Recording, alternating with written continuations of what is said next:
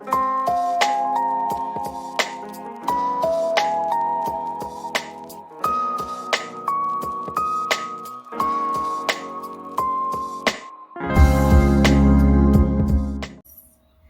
everyone and happy new year.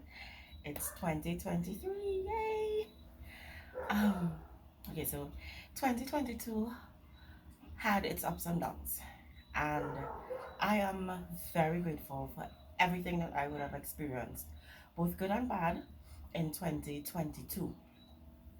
My hope is that in 2023 I continue to grow, continue to become a better person, um, and I continue to be an all right or okay-ish example to those who I may come in contact with. Um, it's very easy sometimes to just to spend time focusing on the negative things, the things that didn't go well for you in 2022. And I think we should adopt the attitude that, we're not saying that a year is going to be your year, because every year is your year. Every year is your year to make a change, to make improvements, albeit little improvements in your life, in the people that are coming in contact with you on a daily basis. Like, you are supposed to be able to impact persons' lives in a positive manner. And so if you're not doing that and you're studying, well, I didn't get to travel this year, I didn't get to do this, or I didn't get to do that, or I didn't get to do the other, then you're focusing on the trivial things, because I believe every year you're supposed to be seeking to become a better version of yourself, right? So 2023 for me will be about self-care, self-love, um motivation to continue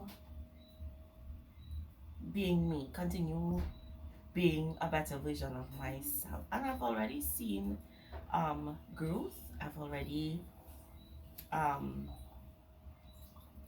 seen the areas where I know I need to fix. And it's very important that we spend the next couple of days in introspection and retrospection, where you would have gone wrong in 2022, um, the things that you could have done differently, the things that you enjoyed but probably need to put away. Um, just seek to be a better version of yourself. Um, there's a picture that's going around saying that the only competition that you really have is yourself, who you were yesterday.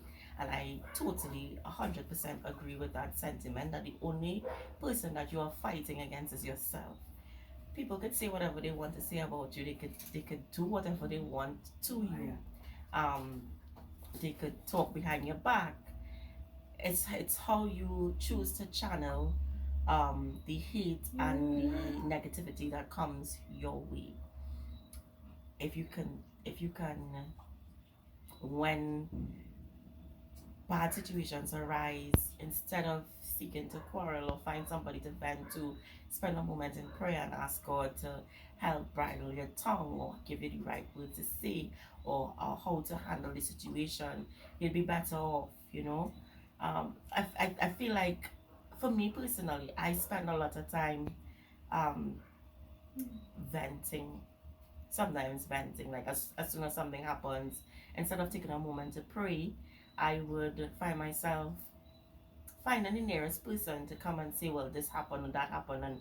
And sometimes the persons that you choose to vent to, although they are probably part of your circle or they care about you, um their approach is not helping your growth.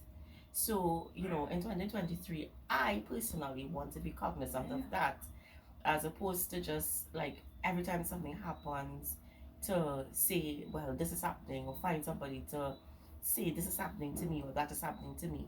Take a moment and reflect and ask God for his guidance in it, and then share. I mean, it's different. There is a difference between venting and sharing what has happened. Sharing means that you've come to terms with whatever it is you're going through, and you you and God have come to a solution, a positive solution, for the moment. Venting sometimes um, may not necessarily lead to positive outcomes, because let's say uh, and this is something that we do, like we know the persons that we can share certain things with. If it's a relationship thing, you call somebody who would get just as riled up as you about the situation, because you're not looking for an outlet to find a solution, but you're looking for an outlet just to talk, just to say what's on your mind. And sometimes that, I mean, venting has its time and its place, and I'm not trying to nullify the importance of letting things out. But if the person that you're going to vent to, or the person that you're going to call, is not going to productively guide you, or productively listen, and and give an appropriate suggestion or an appropriate solution, then reconsider why you're going to this person.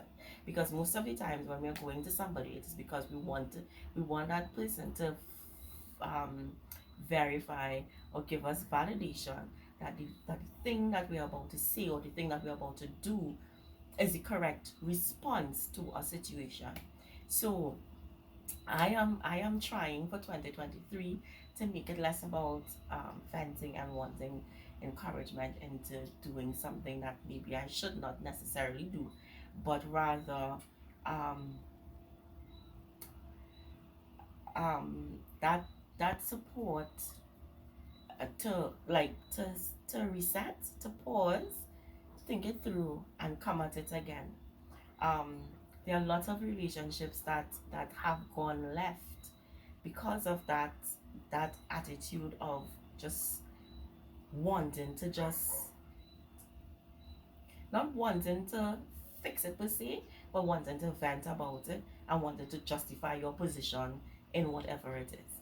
um there was a lot of that for me in 2022. So if you find me just hamper it, like going deep into it, it's because of that. Because there was a lot of that happening to me in 2022, which I would love to not carry with me in 2023. Um, in 2023, I also would like to have like a positive outlook on dating, because all of 2022 I've literally been saying that 2020 dating in this day and age, the dating pool has pee and poop in it. And I feel like because of my attitude, like my negativity to sometimes towards dating and meeting new people, and so I'm going to be real, I really start people at zero, and then you're like build you up from there. I don't give everybody 10, start you at 10 and then minus. Like I have no expectations from you, so you start at zero. And then well, if you could end up in negative values if you play the cards right. And if you also play the cards right, um, you could end up with some high scores, you know. So I'm going to try my best. And this is not a resolution, but this is just an observation about myself that I know I need to work on, which is not being so negative about meeting people, and meeting people to date, if that makes sense. Um, what else is there? There are a lot of things. So tonight, what I am going to do, I usually do this thing where I get sheets of paper. I write down on my paper the things that I don't want to carry with me in the year to come. I have a moment where God and I, we bond. Um, that moment sometimes leads in some serious tears and slapdown and that kind of vibes. But it's all good, because it's all part of, I think, my development. And honestly, I believe that God really, really genuinely has my back. I do not know why. Like, I feel like I don't. Okay. All right. So I was saying that what I usually do is I will write the things that I feel as though I don't want to carry along with me into the new year. So I'd write all the negative things that I've discovered about myself in the year. And I've just put in a plug in here. I think it's very important that we do introspection on a regular basis so that we could be better people. Because generally, we could be better people if we reflect. And most of the times, we don't like to reflect, which is why we end up having such horrible, mean people in the world because we don't want to spend time thinking about where we could improve on self. So, back to what I was saying, what I do, I would jot down the things that I discovered about myself that I know that I don't want to go along with me in the new year. Write it down on a piece of paper. I pray about it, and in my prayer, you know, this is me now taking the moment to reflect with God, listen to Him, make time to listen to His voice on whatever the situation is, and prayerfully ask Him to remove the negativity in my life. And honestly, I think that starting the year that way really and truly works. It, it works, right? So I write it down, I pray, and then the piece of paper that all the negative things written on is burnt. And that's my tradition, me and God. And the burning of the paper signifies getting rid of it, saying no more to those things, no more to those negative thoughts or habits or whatever it is we do, whatever it is, no more to it, right? So yeah, so that's what I'm gonna do tonight. A cousin of mine, Colleen, is supposed to come also because I found this very cool thing to do where I'm not into resolutions per se, but I believe that there are things that you would want to accomplish in the year. Like you'd want to, whether it is skydiving or taking your first trip to the United States of America or doing something grand. Um, that well, so I saw the thing on TikTok where the person had jars and they put not jars bottles and they put a piece of paper in a bottle, 12 bottles, one thing per month for the year. and and for each thing that they completed, they celebrated. So I oh, invited my cousin to sit and do that with me.